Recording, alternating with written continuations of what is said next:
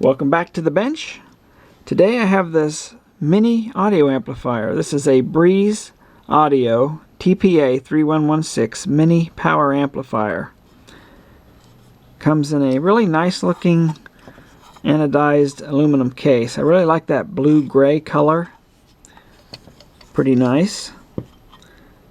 Pretty basic controls on the front, volume and toggle power. RCA inputs. We have the speaker connectors, which will accept wire or banana jacks. Power input. This amp will run on 12 volts and up to 24 volts. Though for higher power you want to use the higher voltages to get more power. So what I'm going to do is do a listening test. We'll pop it open, take a look inside, and I'll finish up with the power test and look at the distortion. If you're familiar with my channel, the usual stuff in other words. Full disclosure, this was given to me from Banggood to review. They let me select what product I want to review, and they sent it to me for free. But like I always say, I call it as I see it. If it's a good product, I'll say so. If it has issues, I will certainly disclose that. I do notice that it has a little ding in the corner here. It was packed pretty well, so I'm not sure where that happened. And they might have sent this to me because, you know, they want to save the clean ones for a paying customer, while the freebies, you know, they'll might have dings or something in it. But anyway, on with the test.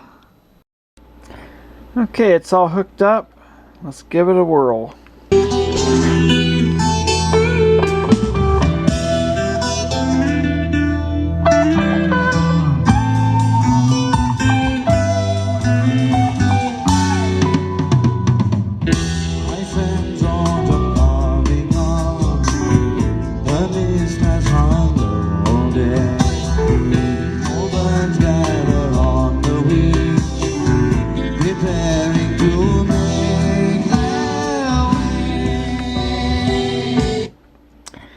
That is the Strawbs, captured live from the Golders Green Hippodrome in 1974. That is a bootleg. You'll never find that album.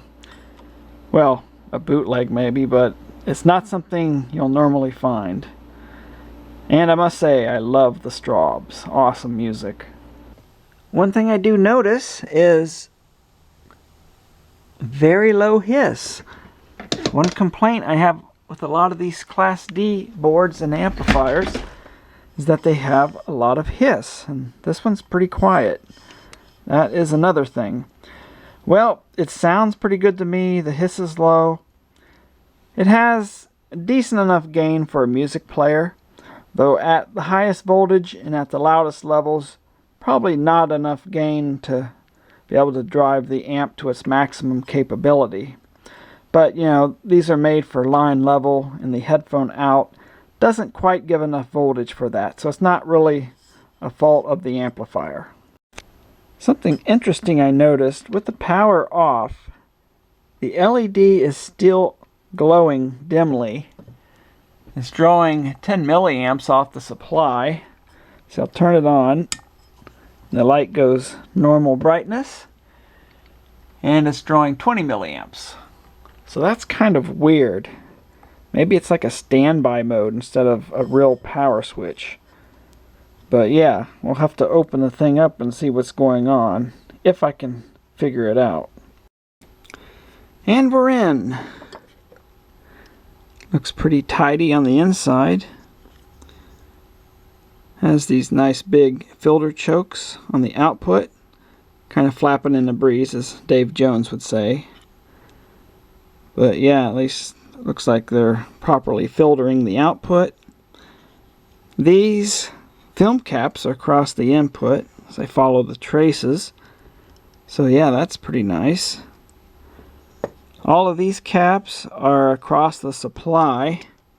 You can see here, this is the positive side. And yep, it's positive. These say they're Sanyo or something like that. Let me see here. Yep, caps are Sanyo. There's 10 of them in parallel, so that gives a nice low ESR doing that. And the capacitance is the sum of each individual one. They're 470 each. So you get 470 microfarads, or 4,700 microfarads of filter capacitance. And like I was saying before, this switch is just like a standby mode, because it's a real thin wire that goes to the switch, and this is positive. I don't know if you can see that. The positive trace goes under the heatsink into the amplifier chip. So yeah, this is just a standby. So if you're running this thing on batteries, just be aware that turning it off doesn't cut the current draw. Kind of dumb, but you don't want to run your battery down. As far as the heatsink, at least they have one, but it's not going to be big enough for full power. They need a way to attach the heatsink to the casing for better dissipation. You know, at 24 volts, 4 ohms, this thing will be putting out a total of probably over 100 watts. We'll test that, but I'm just guessing. And even though it's Class D, it's still got to dissipate about a tenth of that, maybe a little bit more with 4 ohm loads. So that's a little bit small. Especially if you listen to bass music that have a lot of continuous bass notes that play through it. Normal music wouldn't stress it as much, but just have to be aware of that. I'm not sure I would run this at full power. Another thing I did is this volume control was scraping a little bit, so I loosened it and pulled it out, and now it's nice and smooth. So if your volume control scrapes, I would recommend doing that. And yeah, not much else to it on the inside. Okay, move on to the power tests. Okay, have the amplifier semi-reassembled. I want to leave the top off so I can monitor the heat from the heatsink. And I have 4 ohm loads connected to both channels. Of course, it'll be both channels driven, maximum power at just before clipping. In other words, we want to see only clean power. I have the power supply set up, running at 12 volts, and I did parallel the channels because at the higher voltage I know I'm getting close to the current limit, so I need, I have 3.2 amps per channel, so I'll have 6.4 total, which will be plenty. So right now we're at 12 volts, and let's get some measurements. Okay, we're getting 7.11 volts RMS. We're scoping across one of the loads, of course. 7.11, so we have to square that, divide that by 4, and we're getting 12.6 watts. And that is a very reasonable number. Okay, supply set for 24 volts. Let's see what we get here. It's clipping. Take that back a little bit. I'm clipping. A little more. 14.1 volts RMS. We're drawing over 5 amps off the supply. Wow. Yeah, that thing heats up quick. And look at that, 49.7 watts per channel. If I tuned it more carefully, I probably would have hit 50. So yeah, it's safe and fair enough to say it could do 50 watts per channel into 4 ohms at 24 volts. Okay, so I'll get the rest of the power measurements for the 4 ohm and 8 ohm loads off camera. But now let's take a look at distortion. So of course, as usual, using the spectrum analyzer, I have my 1% pilot signal here. And again, it's just as a reference so I can see how much the other distortion peaks are. Okay, so that's clipping, and we'll get odd order harmonics from that if it clips symmetrically. So back that out. Beautiful. Nothing, no harmonic spikes. This is at 1 kilohertz, by the way. Now let's take a look at a lower frequency. Okay, 20 hertz.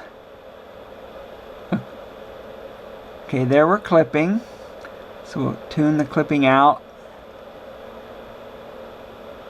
And it's pretty clean. I do see a couple small notches. Those would be very small, you know, 0.2 or 0.3% maybe, but yeah, it's pretty clean. Okay, I'm sweeping through the high frequencies now, and you can see a little bit. And let me see, here's clipping. Let's tune that out. Yeah, we're getting some small notches. Nothing serious. Probably no more than 0.5%. Okay, this is the 10 to 100 hertz sweep. We're at 20 hertz right there, and it's staying pretty flat.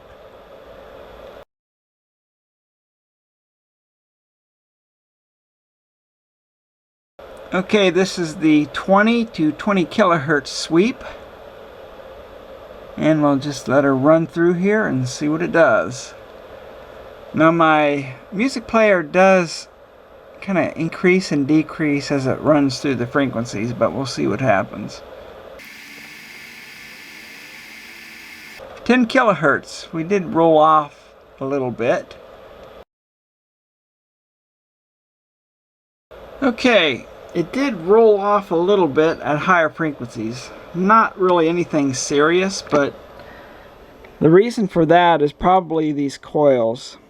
When they designed these output filter coils that get rid of the high frequency switching, being that it's class D, these are designed to work with a specific load.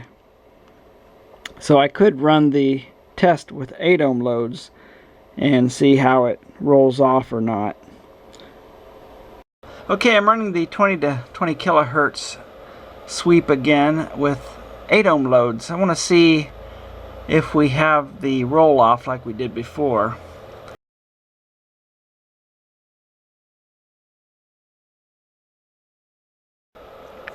Okay, we didn't have the roll off like we had with 4 ohm loads, and again that has to do with these coils. So obviously they selected coils that were designed to work with 8 ohm loads. So yeah, I would say this amplifier is more appropriate to use with 8 ohm loads. And here are the results of the power test with the 4 ohm load at 9 volts. We got 7.5 watts. At 12 volt supply we got 12.6 watts, 15 volts, 20.7, 18, 28.6, 19 we got 31.4, 20 volts we got 35.4, and of course at 24 we just missed 50, 49.7. 8 ohm results, 9 volt supply we got 4.1 watts, 12 volts 7.3, 15 11.7, 18 16.2, 19 18.3, 20 we got 20.5, and 24 volt supply we hit 30.4 watts with an 8 ohm load. Both channels driven, clean power before clipping. So pretty impressive little amp. Now I did measure this at 19 volts because laptop power supplies operate at that voltage. Well, many of them do. Sometimes people ask me if they can use a laptop power supply. Yes, the amplifier with an 8 ohm load, it drew 2 amps, and most laptop power supplies can handle that. You have to look on the power supply. But at 4 ohms, it's going to need 4 amps. So, yeah, we're pushing it a little bit. The little bitty heatsink inside, I actually wouldn't run this thing over 18 volts with a 4 ohm load. Especially if you play a lot of bass music at high volumes. It just gets very hot. Even the coils heat up. The heatsink gets extremely hot. I don't think the amplifier would last very long under those conditions. With 8 ohm loads, sure, you can run it at 24 volts. Double the impedance means half the current, so we're not stressing the amp nearly as much. So you're okay there. Idle current, that means the amplifier is turned on but not playing any music, nothing coming out of the speaker terminals. At 12 volts, it was 20 milliamps. At 24 volts, 30 milliamps. So the amplifier is good for battery use.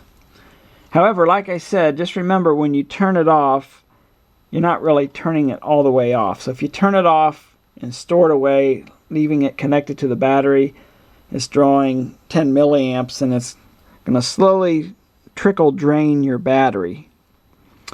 Another neat feature of this amp, it does run with a supply voltage down to 5 volts. Of course, you won't get a lot of output power, but very versatile little amp having that capability. So there you go, the little mini Class D amplifier, TPA3116. Would I recommend this? Absolutely. I'm pretty impressed with it. You do have to operate it within the limitations I stated earlier, but it has very low hiss, low volume distortion. In other words, with the volume near minimum. I had a problem with the PAM8610 amps where there was distortion. No problem there. It sounds pretty good to me. Gives decent output power. And all of that for around $30. If you do decide to buy this amplifier from Banggood, use the link in the description, because Banggood will see that there's traffic coming from my review and they'll say, oh, well, he's bringing us some traffic, so we ought to allow him to review some more things. Well, that's it. Thanks for watching. So, would I recommend this amplifier? Yes, I would. Actually, a pretty good... Oh no, the battery quit.